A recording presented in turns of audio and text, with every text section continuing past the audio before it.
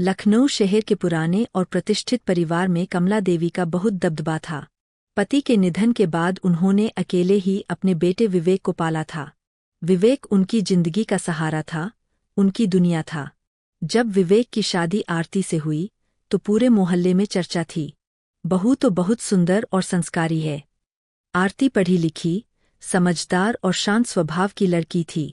वह अपने ससुराल को ही अपना असली घर मानना चाहती थी।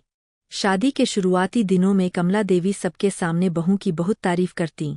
मेरी बहू तो लक्ष्मी है, लक्ष्मी। लेकिन जैसे ही मेहमान जाते, उनका व्यवहार बदल जाता। इतनी देर तक सोती हो? हमारे घर की बहुएं सूरज से पहले उठती है। रोटी गोल क्यों नहीं बनी?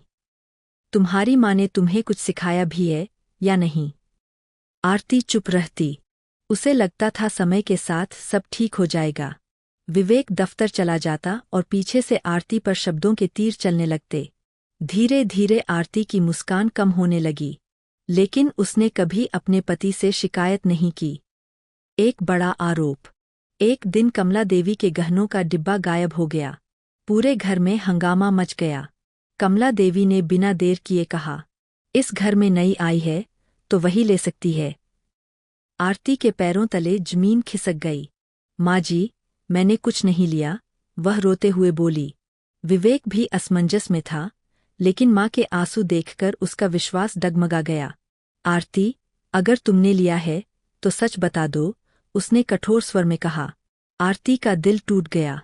कहानी में मोड़। कुछ दिनों बाद कमला देवी की तबीयत अचानक खराब हो गई। उन्हें अस्पताल ले जाया गया। डॉक्टर ने बताया कि तुरंत ऑपरेशन करना होगा और खून की जरूरत है।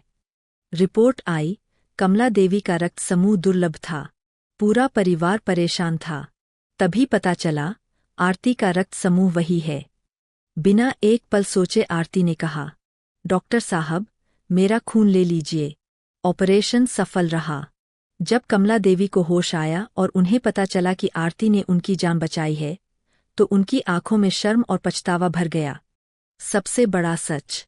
घर लौटने के बाद एक दिन अलमारी साफ करते समय कमला देवी को अपने गहनों का डिब्बा मिल गया, पुराने कपड़ों के बीच रखा हुआ। उन्हें अपनी गलती का एहसास हुआ।